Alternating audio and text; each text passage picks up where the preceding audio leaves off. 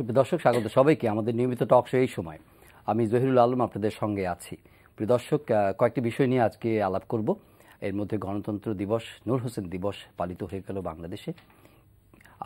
সারা বিশ্বের দৃষ্টি এখন প্রতিবেশী দেশ মিয়ানমারের দিকে। সেখানে নির্বাচনের হাওয়া বইছে এবং সেই নির্বাচনে গণতন্ত্রপন্থী নেত্রী অং সান সুচির দল বিপুল ভোটে এগিয়ে গেছে এবং আগামীতে সরকার গঠনের ক্ষেত্রে তার কি ভূমিকা হয় সেদিকে সবার কৌতূহলী দৃষ্টি রয়েছে। আমরা আলাপ করব মিয়ানমারের পরিস্থিতি নিয়ে। এছাড়া পার্লামেন্ট ওয়াচ নিয়ে যে প্রতিবেদন দিয়েছে বাংলাদেশের ট্রান্সপারেন্সি ইন্টারন্যাশনাল, সেটি নিয়ে সংসদে বিতর্ক হয়েছে এবং এই ব্যাপারে টিআইবি বলছে যে কোনো বিতর্ক এবং উদ্যোগকে সংসদের তারা সহায়তা করতে প্রস্তুত আছে। সে বিষয়টি আলোচনায় থাকবে। এছাড়া স্থানীয় সরকার নির্বাচন সামনে আসছে, সেই নির্বাচনকে সামনে রেখে যে আচরণবিধির কথা বলা হচ্ছে এবং দ্রুততার সঙ্গে যে প্রক্রিয়াগুলো এগোচ্ছে সেটিও আমাদের আগ্রহের কেন্দ্রবিন্দুতে। আলাপ করবার জন্য স্টুডিওতে দুজন অতিথিকে আমন্ত্রণ জানিয়েছি। আজ আমাদের সঙ্গে রয়েছেন brigadier general M Sakhawat Hossain, সাবেক নির্বাচন কমিশনার এবং নিরাপত্তা বিশ্লেষক। স্বাগত আপনাকে। রয়েছেন জনাব সৈয়দ আবুল মকসুদ, লেখক গবেষক। স্বাগত আপনাকে। ধন্যবাদ। কয়েকটি বিষয় নিয়ে, নূর হোসেন দিবস গণতন্ত্র দিবস হিসেবে পালিত হয়েছে। স্বাভাবিকভাবেই আমরা গণতন্ত্রের প্রতি আমাদের অনুরাগ সবসময় আছে, এখনও আছে এবং এই দিবসটিও পালিত হচ্ছে। আবার একই সঙ্গে যদি আপনি মিয়ানমারের গণতন্ত্রের যে দীর্ঘ আন্দোলন, সেই আন্দোলনের যে হাওয়া এখন বইছে এবং নির্বাচনের মধ্য দিয়ে তার বহিঃপ্রকাশ ঘটছে, এই মুহূর্তে অং সান সুচির যে দীর্ঘ আন্দোলন এবং তারপরে যে পরিস্থিতি, সেটিকে আপনাকে কিভাবে বিশ্লেষণ করবেন? ধন্যবাদ জহির সাহেব। আজকে যেটা বলছেন যে নূর হোসেনের যে আত্মত্যাগ, একটা অতি সাধারণ দরিদ্র ঘরের সন্তান, কিন্তু সেই সময় যে স্বৈরাচার বিরোধী যে আন্দোলন হয় জেনারেল এরশাদের একনায়কত্বের বিরুদ্ধে, সেই আন্দোলনের একটা বৈশিষ্ট্য ছিল এই যে একদম উচ্চ পর্যায়ের বড় বড় পলিটিক্যাল পার্টির, যেমন আওয়ামী লীগ, বিএনপি 7 দল, 15 দল, 5 দল ইত্যাদি কতগুলি মোর্চা ছিল এবং সেখানে আমাদের দেশের প্রধান নেতা যারা শেখ হাসিনা ছিলেন আওয়ামী লীগের থেকে, তার নেতৃত্বে একটা গ্রুপ ছিল, আর একটা গ্রুপ হলো খালেদা জিয়ার নেতৃত্বে। পরে অবশ্য ওই ইয়ের থেকে বেরিয়ে গিয়ে, শেখ হাসিনার 15 দল থেকে বেরিয়ে গিয়ে 5 দলের আবার আর একটা মোর্চা বামদের হয়েছিল। তো এই যে আবার তার সঙ্গে কিন্তু সেই সময় জামাতও কিন্তু আবার তাদের সাথে একই সঙ্গে আন্দোলন করেছে। অর্থাৎ বলতে গেলে সমস্ত পলিটিক্যাল যে গ্রুপগুলি দেশের, তারা গণতন্ত্রের জন্য একদম 83 সন থেকে 82 সনের উনি আসেন ক্ষমতায়। 83 সনের ফেব্রুয়ারি মাস থেকে একটা উত্তাল আন্দোলন, আগে 8 বছর ব্যাপী। যে ইতিহাসের পাতায় আমরা বর্তমান সময়ে একটু বলতে পারি সেই গণতন্ত্রের যে আকাঙ্ক্ষা, সেটি বলছি, সেই আকাঙ্ক্ষা থেকে আজকে আমরা কোন জায়গায় উত্তরিত হয়েছি। নূর হোসেনের কথাটা যে বললেন, সেই 8 বছরে কিন্তু আপনার বহু লোক মারা গেছে, বহু লোক, একজন দুজন, কবে প্রতিদিন। আমি একটা বই লিখেছিলাম আমি সেই সময়, 82 থেকে 90, সেইটা সেখানে কত লোক মারা গেছে, প্রত্যেক দিন কি হয়েছে না হয়েছে এর মধ্যে আছে। সেটা না, কিন্তু এই যে নূর হোসেনের তো একটা মৃত্যু, তার আগে 2 দিন 1 দিন বাদ দিয়ে লোক মারা গেছে, হাজার হাজার মানুষ, হাজার হাজার মানুষ আহত হয়েছে। কিন্তু তার এই মৃত্যুটি কিন্তু যেহেতু তার বুকের ভিতরে, পিঠের ভিতরে লেখা ছিল স্বৈরাচার মুক্তি পাক, এর ভিতরে যে একটা বার্তা ছিল, একটা মেসেজ ছিল, সমস্ত জাতির যে আকাঙ্ক্ষার প্রকাশ ঘটেছিল ওই কয়েকটা শব্দে, সেইটাকে কিন্তু এই আন্দোলনকারী দলগুলি পুঁজি করে মানুষের আবেগকে আরও বেশি বাড়িয়ে দেয়। সেই জন্যই ওর মৃত্যুটি, এবং তাকে কাছে থেকে এই লেখা দেখে কাছে থেকে তাকে হত্যা করা হয়। তারপরে মিলনেরও একটা, ডাক্তার মিলনেরও। তার কাজে আজকে তার দিবস পালন করাটা কিন্তু এটা আমাদের প্রতীকী হিসেবে দেখতে গেলে এটা খুবই গুরুত্বপূর্ণ। এটা কিন্তু আপনার স্বৈরাচারের পতনের পরেও কয়েক বছর আওয়ামী লীগও কিন্তু খুব ঘটা করে পালন করেছে। এক সময় যখন খালেদা জিয়ারা ক্ষমতায় ছিলেন তখন আওয়ামী লীগ ঘটা করে এটা পালন করেছে। আবার যখন শেখ হাসিনা যখন 96-তে ক্ষমতায় আসলেন, ওই কয়েক বছর আবার বিএনপি আবার খুব পালন করেছে। কিন্তু অর্থাৎ এই দিবসটিকে প্রথম দিকে যতটা আন্তরিকতার সঙ্গে এবং যতটা স্বতঃস্ফূর্ত হবে এবং যতটা বেশ একটা যথাযথ গুরুত্ব দিয়ে পালন করা হয়েছে, যতই দিন গেল সেই দিনটা কিন্তু এই যে আজকেও যেটা পালিত হয়েছে এটা এমন কোনো সেভাবে না। তার মানেটা হলো এই যে আমরা সেই চেতনা থেকে অনেক দূরে সরে এসেছি। একটু শুনি, চেতনা থেকে অনেক দূরে সরে এসেছি। এখন শুনেন, এখন গণতন্ত্রের তো সংজ্ঞা এখন অন্যরকম হয়ে যাচ্ছে। গণতন্ত্রের সংজ্ঞা এখন লিমিটেড গণতন্ত্র শুনছি, লিবারাল ডেমোক্রেসি, এমার্জিং ডেমোক্রেসি, এখন নতুন হচ্ছে আপনার লিমিটেড ডেমোক্রেসি। তো নূর হোসেনের যে কথা এতক্ষণ শুনলাম, আমরাও তখন, যদিও তখন আমি ইউনিফর্মে বাট সার্ভিং, তখনও কিন্তু আমাদের তরফ থেকে কিন্তু এরশাদ সাহেবকে বলা হয়েছিল যে আপনি এখন ইটস বেটার টু লিভ। হ্যাঁ, এবং এই নূর হোসেনের আত্মত্যাগ তো আছে, সেখানে আমি খাটো করে দেখছি না। এই পলিটিক্যাল পার্টি দিয়ে কিন্তু উনি ইয়ে ছাড়েননি। উনি যে ক্ষমতাটা ছাড়লেন এই পলিটিক্যাল পার্টির চাপে উনি ছাড়েন নাই। উনি ছাড়ছেন তখন আর্মি থেকে তাকে বলা হলো দিস ফার নো ফার্দার, আমরা এরপর আর কিছু করতে পারবো না, কারণ we cannot go against the people. এটা কিন্তু ওনাকে বার্তা দেওয়া হয়েছিল। তো উনি তারপরে যখন দেখলেন যে ওনার আর মানে কোনো ইয়ে নাই, constituency is not there, so he has to leave. তো কিন্তু তারপরে কি হলো, তারপরে আমরা যে গণতন্ত্রের ভাবধারাটা দেখলাম 91 সালের পরের থেকে, আমরা যেটা ভাবছিলাম যে একটা উদার গণতান্ত্রিক পরিবেশে থাকবো, সেই উদার গণতন্ত্রে কিন্তু আমরা বোধহয় 96 পর্যন্ত কিছুটা উদার দেখলাম। 96-এর পরে আর সেই গণতন্ত্র উদার রইল না। এবং বোথ পার্টি, দুই বড় পার্টি কিন্তু তারাই তো ক্ষমতায় ছিলেন, তারাই ক্ষমতা ছিল, এবং তারাই যেভাবে গণতন্ত্রকে এক ধরনের কুক্ষিগত করার প্রচেষ্টা চলছিল, সেটা থেকে তো আমরা বেরোতে পারিনি। এখন তো ধরেন স্পেসই নাই, একটা স্পেস হয় না, একটা ডেমোক্রেটিক স্পেস যেখানে পলিটিক্যাল পার্টি তাদের একটা র্যালি করে ইত্যাদি করে, মানুষজনকে নিয়ে মানুষজনকে ব্যস্ত রাখে, সেই স্পেসটাই তো এখন নাই। আপনি বিএনপি 2.5 দশক পরেও, হ্যাঁ, আপনি বিএনপি জামাত বাদই দিলেন, এগুলো বাজে পার্টি।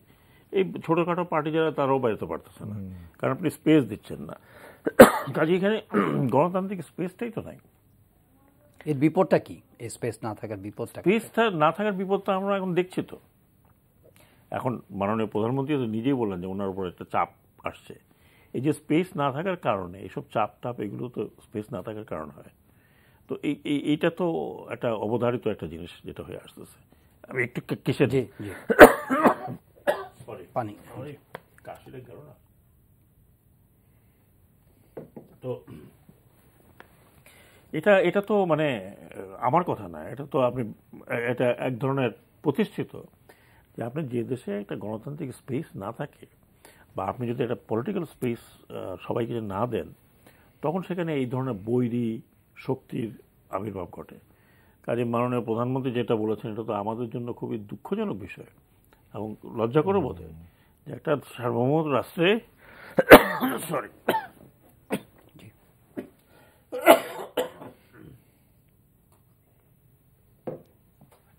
একটা সার্বভৌম রাষ্ট্র যত ছোটই হোক, তাকে তো অন্য কোনো রাষ্ট্র চাপ দেওয়ার কথাই উঠতে পারে না। এটা তো মানে একটা সার্বভৌম রাষ্ট্রের নাগরিক হিসাবে আমরা তো একটা প্রতিবাদ করব, তাই না? নিশ্চয়ই। তো সেটা তো আমরা করি, কিন্তু কথা হলো যে এই স্পেসটা না দেওয়ার কারণে আমরা সবাই মিলে যে দেওয়ার যেটা সবাই মিলে যে চাপটা, এই চাপটা প্রতিহত করার চাপ তো আর দলের উপরে শুধু আসে না, জাতির উপরে আসে। এটা প্রধানমন্ত্রী তো রিপ্রেজেন্ট করেন জাতিকে, উনি তো শুধু ওনার দলের প্রধানমন্ত্রী না, পুরো দেশের প্রধানমন্ত্রী। কাজে আমি কিন্তু এইদিকে প্রধানমন্ত্রীর সাথে আছি যে আমরা সবাই মিলে এই ধরনের চাপ আমাদের উপরে আসতে দেওয়া উচিত নয়, কিন্তু সেখানে ডিভিশনটা যেন না থাকে, এটাই আমাদের কথাটা। জনাব আবুল হোসেন, মানে লিমিটিং পলিটিক্যাল স্পেস, সে কারণেই অনেকগুলো বিপদ আসছে। এই বিপদের কিছু নমুনা দেখতে পাচ্ছি আমরা, সেটাই উনি ঠিকই বলেছেন। আরেকটা উনি যেটা বলতে চাইলেন, যেটা বললাম, সেটা হলো এই যে আপনার চাপটা যখন আসে তখন তো দেশটার উপরে চাপ আসে, জাতির উপরে চাপ আসে। শুধু যেহেতু প্রধানমন্ত্রী বলেছেন, আমাদের সকলের মুখপাত্র তিনি, জাতির মুখপাত্র, জাতির নেতা, সেজন্য বলেছেন। কিন্তু এই যখন জাতির উপরে চাপটা আসে, জাতি বলতে শুধু আওয়ামী লীগ না, জাতি বলতে শুধু সরকার না, তখন সেই চাপ ঠেকানোর জন্য জাতি, ধর্ম, বর্ণ, দল, মত নির্বিশেষে সব মানুষ যখন আপনার সেই চাপ ঠেকানোর জন্য দাঁড়াবে, তখন হয়তো সেই চাপ মানে বিদেশিরা দিতে পারবে না। কিন্তু যেটা সাখাওয়াত ভাই বললেন এবং আমিও যেটা বিশ্বাস করি, যে যখন আপনি অন্যকে আপনি জায়গা দিচ্ছেন না, অন্য রাস্তায় বেরোতে পারে না, তখন হয় কি, তখন তো তারা আর সরকারকে সহযোগিতা করবে না, তখন তারা দেখবে যে আমরা নিজেদের অস্তিত্ব নেই, আমরা বাঁচি না, তখন আমরা কি করব? তখন হয় কি যে এই যে বিচ্ছিন্নতাটার সৃষ্টি হয়, অর্থাৎ আপনি কারো সাহায্য পাচ্ছেন না। জনগণের যদি আপনার সহযোগিতা থাকে, জনগণের মধ্যে যদি ঐক্য থাকে, তাহলে বিশ্বের এমন কোনো শক্তি নাই, এমন কোনো পারমাণবিক বোমা, 71 দেখেন। হ্যাঁ 71-এর কথা চিন্তা করেন, এবং কোনো দেশেই এমন কোনো পৃথিবীতে ব্যবস্থা নাই যে সমস্ত মানুষকে আমি ধ্বংস করে দিলাম, তা তো আর নাই। তাহলে আপনারা দুজনে এটাই বলতে চাচ্ছেন যে এই রাজনৈতিক যে বিভক্তির একটা সুযোগ তৈরি করে দিয়েছে, বিভক্তি, অনৈক্য, বৈরিতা, বিদ্বেষ, এই হিংসা, এই জিনিসগুলি হয় কি যে একে অপরকে আর তখন সাহায্য করবে না। কিন্তু যদি সত্যি সত্যি বাংলাদেশের উপরে এই আইএস হোক, ওইটা হোক, সেটা হোক, এই নিয়ে যদি একটা চাপ আসে, তাহলে কিন্তু আমাদের সকলের উচিত সেটা প্রতিহত করার জন্য, এবং আমরা ঐক্যবদ্ধভাবে সেটা করা। না, আপনি নিরাপত্তা বিশ্লেষক, আইএস এর প্রসঙ্গটা যেহেতু আসলো, আপনার মূল্যায়ন কি যে না, আইএস, আমরা বলছি যে আইএস এখানে নেই, আইএস এর কোনো আমি অস্তিত্ব নেই। আমি আমি কিন্তু আইএস এর ফুটপ্রিন্ট ভাবে দেখছি না, টু বি ভেরি ফ্র্যাঙ্ক। তবে আমি এটাও বলতে চাচ্ছি না যে সিম্প্যাথাইজার নেই, সিম্প্যাথাইজার থাকতেই পারে, সারোগেটস। এবং এখানে তো আইএস, আপনি মিডল ইস্ট থেকে কেউ আসবে না, এখানে আপনার যেটা হয় ওটা হচ্ছে আইডিওলজিক্যাল একটা অ্যাফিনিটি বা আইডিওলজিক্যাল অ্যাকসেপ্টেন্স। আজকাল তো ধরেন ফিজিক্যালিও যোগাযোগ করার কোনো দরকার নেই, তো সেই রকম সিম্প্যাথাইজার থাকতে পারে। এরকম সিম্প্যাথাইজার তো বহু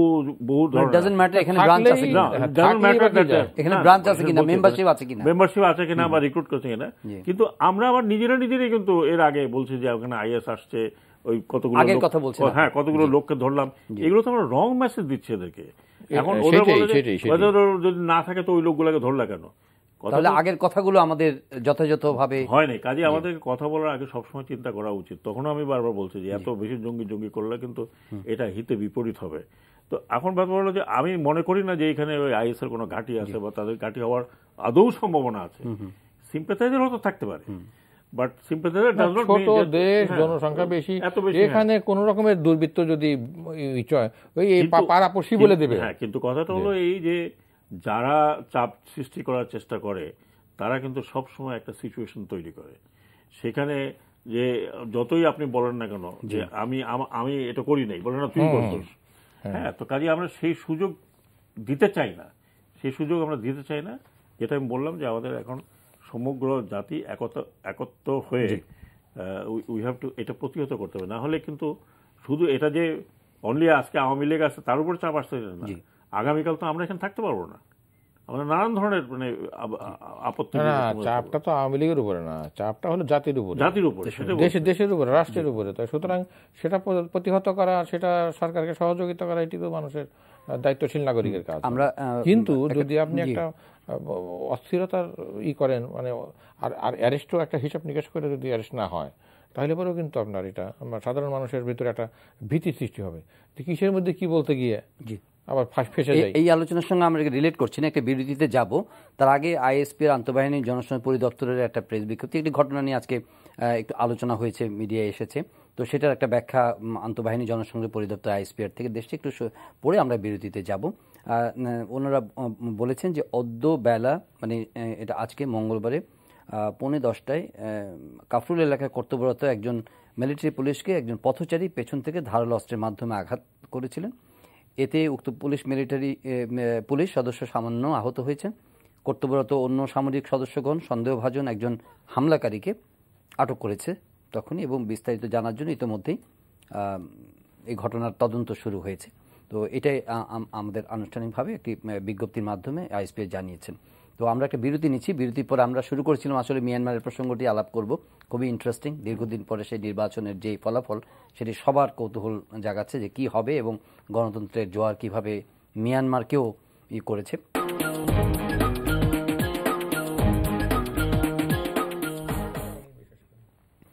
জনাব ব্রিগেডিয়ার সাখাওয়াত হোসেন, আপনি নিরাপত্তা বিশ্লেষণ করে থাকেন। প্রতিবেশী দেশ মিয়ানমারের সঙ্গে আমাদের নানা ধরনের যোগাযোগ বা দ্বিপক্ষীয় সম্পর্ক আছে, এবং এই দেশটির গণতন্ত্রের আন্দোলনের দিকেও আমাদের নজর ছিল দীর্ঘদিন ধরে।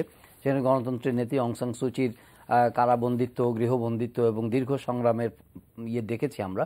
এখন যে একটা নির্বাচন হয়ে গেলে এবং সেনা শাসক একটা নতুন নির্বাচনের মধ্য দিয়ে কিভাবে গণতন্ত্রের উত্তরণ সেখানে ঘটছে এবং সেটা এই অঞ্চলে তার কি প্রভাব আপনার চোখে? আং সান সু কি তো আজকে 20 বছর প্রায় একরকম বাইরেই ছিল আর কি, তাকে করা হয়েছিল। পরে তখন আপনাকে চিন্তা করতে, তখন মিয়ানমার কিন্তু ক্লোজ ছিল, এখন মিয়ানমার ওপেন হয়ে গেছে, এখন বিশ্বের দরবারে দে ওয়ান্ট টু গো। তো কিভাবে আপনি যাবেন?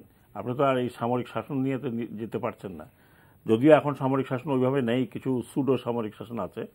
কাজেই ওই কনসেশনে কিন্তু এই নির্বাচনটা হলো যে তারা এখন বিশ্বের দরবারে যেতে চায়।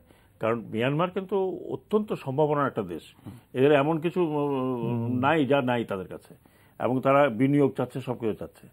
তো এইখানে কতগুলো বিষয় যেটা আছে, কিন্তু মিলিটারি যে কত প্রায় 60 বছর, প্রায় 54 বছর, 55 বছর। সু চি কি রাষ্ট্রীয় নেতৃত্বে আসবেন কিনা আমি মনে করি না, কারণ ওনার কতগুলো প্রতিবন্ধকতা আছে। একটা হচ্ছে যে 25% কিন্তু আর্মির রিজার্ভ সিট আছে, কনস্টিটিউশনে বলা আছে, লোয়ার হাউসে এবং আপার হাউসে, এবং কনস্টিটিউশন বার আছে সুচির উপরে, শি ক্যানট বিকাম প্রেসিডেন্ট।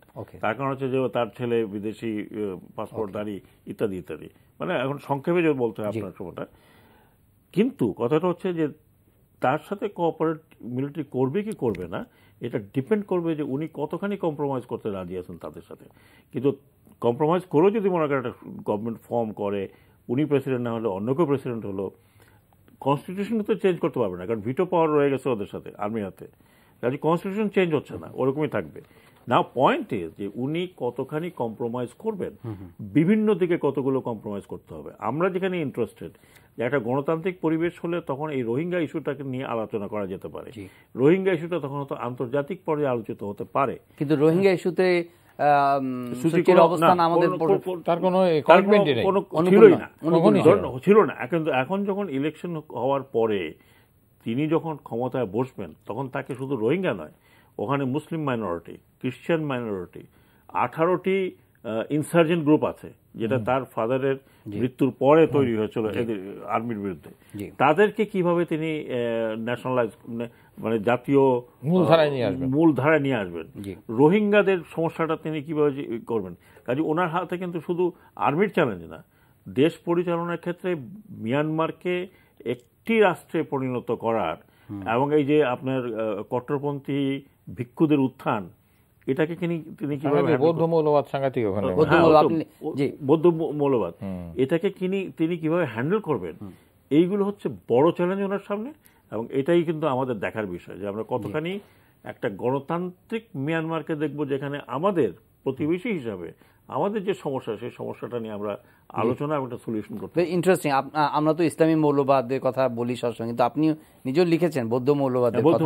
বৌদ্ধ মৌলবাদের কথা, মৌলবাদ মানে এটা কট্টরপন্থী, সাংঘাতিক কট্টরপন্থী, সেটা তাদের সেটা। এবং আপনার চোখে মিয়ানমারের এই ট্রানজিশনটা, এই নির্বাচন এবং নতুন মিয়ানমারের যে গণতন্ত্রের হাওয়া, নতুন দরজা খুলে যাওয়া, হ্যাঁ, গণতন্ত্র প্রতিষ্ঠার যে প্রক্রিয়া, সেটাকে এই অঞ্চলে তার কি প্রভাব পড়বে, বা আমাদের দ্বিপক্ষিক সম্পর্কে? এই অঞ্চলে যেটা সাখাওয়াত ভাইয়ের সঙ্গে আমি সম্পূর্ণই একমত। তিনি তো এই ব্যাপারে আমার চেয়ে অনেক বেশি জানেন, এবং তার ডিফেন্সের নিরাপত্তা বিশ্লেষক তিনি। কিন্তু আমার যেটা সাধারণ মানে একজন নাগরিক হিসেবে, এবং সেখানকার খোঁজখবর পত্রিকা যা বেরোয় সেটুকু পর্যন্ত, এবং 2-4খানা বই যেটুকু দেখেছি আমি, সেখানকার যে রাজনৈতিক অবস্থা, যেটা বলছেন আপনার যে বৌদ্ধ মৌলবাদের ব্যাপারটা, সেটা কিন্তু সেখানে খুবই একটা খুব বিপজ্জনক অবস্থার মধ্যে আছে।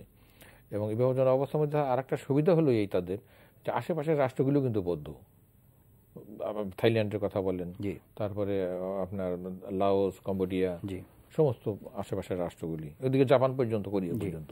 তো সেদিক থেকে সেখানে একটা ধর্মীয় উগ্রবাদ রয়েছে।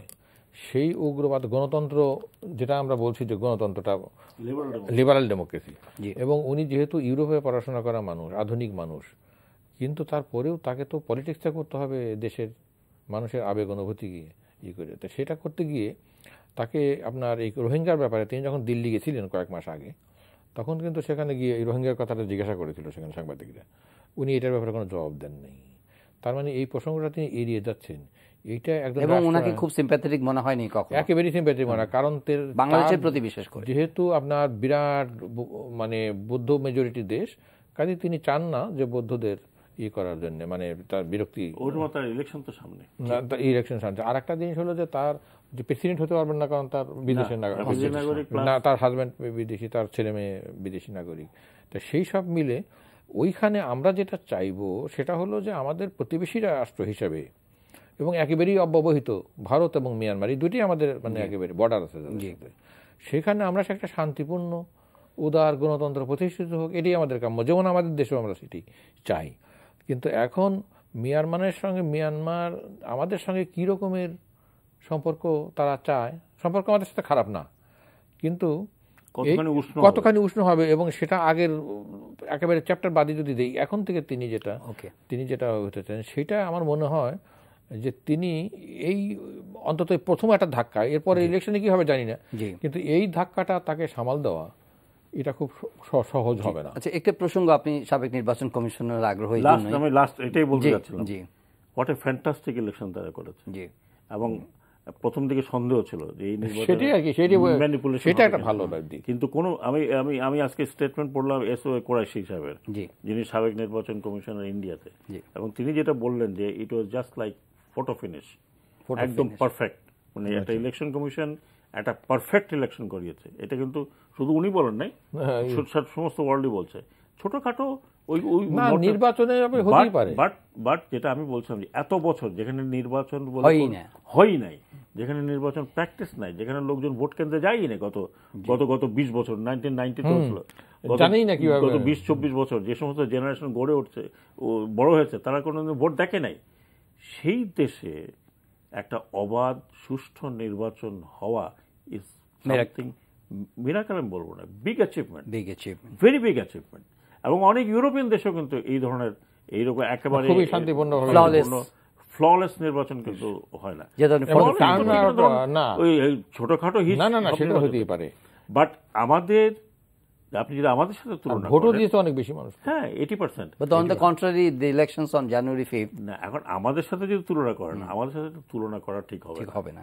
হ্যাঁ, এটা তুলনা করলে বরং ওই নির্বাচনটা যে এত সুন্দর স্বচ্ছ, যেটা রিপোর্টে পড়ছি এবং যেটা মানে আপনার অবজারভার যারা গেছে তাদের কথা বলছি, তো আমার মনে হয় উই হ্যাভ টু লার্ন, যে জানুয়ারি 5th ইলেকশনের সঙ্গে আপনি তুলনা করার কোনো স্কোপ নাই, এই আলোচনা আমরা যাচ্ছিও না। আপনি নির্বাচন কমিশনের সে কারণে আরেকটি প্রশ্ন, যে স্থানীয় সরকার নির্বাচনের প্রসঙ্গটি দলীয় পরিচয় এবং দলীয় প্রতীকে নির্বাচনের কথা বলা হচ্ছে, এবং তার জন্য যে আচরণবিধি, এটা মানে দলীয় পরিচয় হওয়াটা আমি বড়টা মনে করি না, কিন্তু আমার নিজস্ব মতামত হলে একটা লাইন পর্যন্ত, ধরেন পৌরসভা পর্যন্ত ঠিক আছে, উপজেলা পৌরসভা, ইউনিয়ন কাউন্সিলে করাটা ঠিক হবে না, কারণ ওটা একদম একেবারে বেসিক একটা বাড়িতে তাড়াহুড়া চলছে। আমি এই তাড়াহুড়ার একটাই কারণ বুঝতে পারি, যেটা হয়তো কোনো পলিটিক্যাল বিষয়, ডেফিনেটলি পলিটিক্যাল অ্যাডভান্টেজ দেওয়ার জন্য, কিন্তু যে আচরণবিধি করেছে এইটা কোনো আচরণবিধি নয়। কারণ একজন মন্ত্রীরা যদি যেতে থাকেন হেলিকপ্টার নিয়ে, তাহলে তার যে সমস্ত অন্যান্য ছোটখাটো দলের যাদের এই প্রিভিলেজ নাই, তাদের কি হবে? এক, দ্বিতীয় হচ্ছে যে মন্ত্রী মহোদয়রা যাবেন, এই টাকা পয়সা খরচের ভারটা কে নেবে? মন্ত্রী মহোদয় নিজে নেবেন, না সরকারি এক্সচেকার থেকে আসবে, না ওই গরিব প্রার্থী দেবে? কারণ হেলিকপ্টার ব্যবহার করতে হবে, এখন পৌরসভা তো সবাই একরকম না, A, B, C। এখন কি উদ্দেশ্য সামনে রেখে, কি রাজনৈতিক অ্যাডভান্টেজের কথা বলছেন আপনি? না, কিন্তু এত তাড়াহুড়োই বা কেন? তাড়াহুড়ো তো আছে, কারণ করতে হবে, ডিসেম্বরে করতে গেলে তো আপনার 90 দিনের মধ্যে, ডিসেম্বর জানুয়ারি তো, কারণ আমরা তো স্ট্যাগার্ড করছিলাম এটা বোধহয় একসাথে করতে যাচ্ছে। কিন্তু এই আচরণবিধি, এটা মানে জাতীয় সংসদ আচরণবিধিতে আপনি এই লোকাল বডিতে করতে পারেন না। এখানে একটা ফাইন্যান্সিয়াল ডিসিপ্লিনের বিষয় হবে, কন্ট্রোলের বাইরে থাকবে, এবং এই নির্বাচন প্রভাবিত তো এমনি তো হবেই, কারণ সরকারি দলের সবসময়, যে কোনো সরকারি দলের একটা তার প্রভাব থাকে, ওটা বললেও থাকে, না বললেও। বেসিক ডেমোক্রেসির সময় যেটা হতো, এখন কি হবে? এখন আপনি যতই বলেন উনি প্রোটোকল নেবেন, ওনাকে মিনিমাম সিকিউরিটি দিতে হবে না এই অবস্থাতে? তো কাজেই এইটা শোনেন না, এটা তো আর ইংল্যান্ড না যে ইংল্যান্ডের প্রধানমন্ত্রী ওই টিউবে চড়ে যাচ্ছেন। এখানে তো মানে পারলে আরো চারিদিক থেকে ঘেরাও টেরাও করে যেতে চান। জি, জনাব সৈয়দ আবুল মকসুদ, আমরা এই প্রসঙ্গে আপনি আর কমেন্ট যদি অ্যাড করতে চান করবেন, না হলে আমরা ছোট্ট আরেকটি বিষয় আলাপ করতে চাই, যে শিশু রাজন এবং রাকিব, এই দুটি হত্যাকাণ্ডের দায়ে যে একটা দণ্ডাদেশ দেওয়া হয়েছে যে 6 জনকে পৃথক রায়, 6 জনের ফাঁসির আদেশ হয়েছে। দেশের ইতিহাসে এটাকে একটা দ্রুততম সময়ের মধ্যে রায় ঘোষণার একটা নজির বলা হচ্ছে এবং এটার জন্য এই মামলা মৃত্যুদণ্ডাদেশ অনুমোদন বিষয়ক যে ডেথ রেফারেন্স সেটা নথিপত্র সুপ্রিম কোর্টের হাইকোর্টে পাঠানো হয়েছে। তো এই সামাজিক যে এই ধরনের মেনেসিং যে প্রবলেমগুলো আছে, এই দ্রুততম বিচারে যে নজির হয়েছে সেটা আপনি কিভাবে দেখেন এবং এমন এই ইচ্ছে করলে ল এনফোর্সিং এজেন্সি বা বিচারিক প্রক্রিয়ার মধ্যে এই জিনিসগুলোকে দ্রুততার সঙ্গে সমাধান করা যায়, সেইটাই তো স্থাপিত হলো। কিন্তু এমন অনেক ঘটনা আছে যেগুলো দীর্ঘসূত্রতার মধ্যে ঝুলে যায়, সেগুলোর কোনো কুলকিনারা হয় না। এই ব্যাপারে আপনার কি মত? এই ব্যাপারে আপনি যেটা বললেন যে আমি জিনিসটাকে আমি খুব স্বাগতই জানাই যে দ্রুততম সময়ে এই রায় দুটি হয়েছে, কিন্তু একই সঙ্গে এই ধরনের ঘটনা অনেক ঘটেছে। কিন্তু এই দুটি হলো কেন? এই দুটি হলো কিন্তু এটা মিডিয়ার একটা বিরাট সাগররুনির ঘটনা কিন্তু কোনো কুলকিনারা হয়নি। সাগররুনি না, সাগররুনির মতন আরও অন্তত 20-25টি আছে এরকম এই সাম্প্রতিক সময়ে, সেগুলি হয়নি। কিন্তু এটা হয়েছে দুটি কারণে। একটা হলো যে এর পুরো কৃতিত্ব দিতে হয় হলো প্রযুক্তিকে। কারণ যদি আপনার ক্যামেরায় ওইটা যদি আপনার ধারণ করা না হতো, ওই যে ভিডিও আর কি, সেটা কিন্তু তাহলে এতটা পর্যন্ত, যেটা আপনাদের মিডিয়ায় মূলধারার পত্রপত্রিকায় এটা প্রকাশের আগেই কিন্তু সামাজিক যোগাযোগের মাধ্যমে তার 2 দিন ব্যাপী এটা হয়েছে, তারপরে কিন্তু পত্রিকা এসেছে। কাজেই আর একটা জিনিস হলো যে এটা দ্রুততম হওয়ার কারণটা কি? কারণটা হলো যে এর সঙ্গে কোনো রাজনৈতিক দল, বিশেষ করে ক্ষমতাসীন দল, তারা কিন্তু এর মধ্যে জড়িত না। এটা সাধারণ মানুষের মধ্যে হয়েছে। তো সুতরাং সরকারের এটা নিয়ে বিশেষ কোনো ছিল না যে না আমি বলছি আমি এটা। আর আরেকটা হলো যে ওই দিনই, এবং আমি স্বাগত জানি গভর্নমেন্ট চেষ্টাটা করেছে, এটা খুবই আমি স্বাগত জানানোর মতন ব্যাপার। এবং ইয়ের থেকে আসামিকে সৌদি আরব থেকে নিয়ে আসা, এটাও কিন্তু খুব একটা ভালো কাজ করেছে। কিন্তু একই দিনে আপনি লক্ষ্য করবেন যে ওই যে উত্তরবঙ্গে যে ওই লিটন সাহেব যে এমপি, হ্যাঁ উনি কিন্তু আবার জামিন পেয়েছেন এবং গলা গাঁদা ফুলের মালা দিয়ে তাকে আবার কিছু লোক নিয়ে হয়েছে। তার ভক্ত থাকতেই পারে তারা সেটা। কিন্তু এখন হলে তো মানুষ কিন্তু এই দুটি জিনিস, এই দুটি মামলা, এটা দেখি কিন্তু মানুষের কিন্তু আর ইয়ে হবে না। জনগণের চাপ বলা হয়েছে যে জনতার চাপ আছে, জনতার আইন চলবে তার নিজস্ব গতিতে। জনগণকে চাইলো, মিডিয়া কি বললো, ভিডিওতে কি বললো, সেটা বড় হতো না। এখন এটা হলো যে এই ধরনের লিটন সাহেবের ঘটনাটি, এটাও জনগণ দ্রুততর সময়ের মধ্যে দেখতে চায়। কারণ ওই ছেলেটা মারা যেতে পারতো, কিন্তু সেখানে তিনি তো করেন নাই, সেটা দেখা যাচ্ছে না। আর একটা হলো যে আরো এরকম যে অসংখ্য মানুষ যাদের আমাদের ক্যামেরার বাইরে ঘটেছে, সেই সমস্ত মানুষের যে হাহাকার, সেই জিনিসগুলো যদি এইভাবে সঙ্গে এই দুইটা ঘটনার সঙ্গে কোনো রাজনীতি ছিল না। না, রাজনীতি ছিল না সেটা না, এরা যদি কেউই যদি মানে ক্ষমতাসীন দলের কোনো মানুষ হতো তাহলে অন্যরকম হতে পারতো, আশঙ্কা। আচ্ছা, আপনি টিএবির প্রসঙ্গে, আমাদের আসলে সময় কম, টিএবির প্রসঙ্গে একটু বলতে চাচ্ছিলাম যে টিএবি সংসদে সব রিয়াকশন দিয়েছেন সংসদ সদস্যরা, যেহেতু টিআইবির পার্লামেন্ট ওয়াচ প্রতিবেদনে তাদের সমালোচনা করা হয়েছে, কতখানি কার্যকর এই সংসদ সেটা নিয়ে মন্তব্য করা হয়েছে।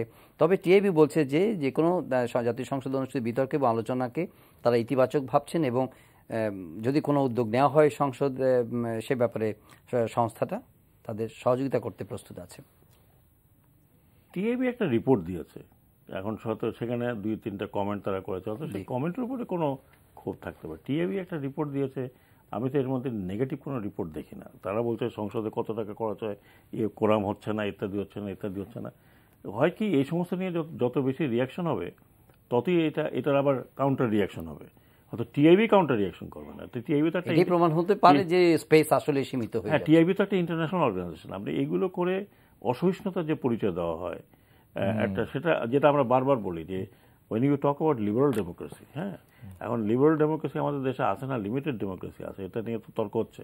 কিন্তু পয়েন্টটা হচ্ছে যে আপনি সব কিছুরই যদি স্পেস বন্ধ করে দেন, আর টিআইবি তো আর আমার কথা চলবে না, ওনার কথা চলবে না, টিআইবির মতোই চলবে। যেটা বললাম, এটা একটা ইন্টারন্যাশনাল অর্গানাইজেশন, হয় বাংলাদেশে থাকবে না থাকবে না, এটাই। কিন্তু this gives a wrong message that আমাদের সহিষ্ণুতা নাই। এখন টিআইবি যদি রিপোর্টটা দিয়ে থাকে, সেই রিপোর্ট যদি ভুল হয়ে থাকে, তাহলে সংসদে ডেফিনেটলি এটা বলা উচিত যে এই জায়গাটা টিআইবি ঠিক নাই। তারা সেটাই বলেছেন যে সহযোগিতা করবে। ওটা বোধহয় না, ওটা তো টিআইবি বলছে, আমরা টিআইবি সহযোগিতা বলছে, করব। কিন্তু সংসদে টিআইবি যে সমালোচনা সংসদে হয়েছে, যেটা আমি জানি না এটা কতখানি কারেক্ট নিউজ, যে সংসদ অবমাননার জন্য একটা আইন করবে। তারপরে ও কনস্টিটিউশনাল যে সমস্ত ইনস্টিটিউশন আছে এগুলো অবমাননার জন্য আইন করবে।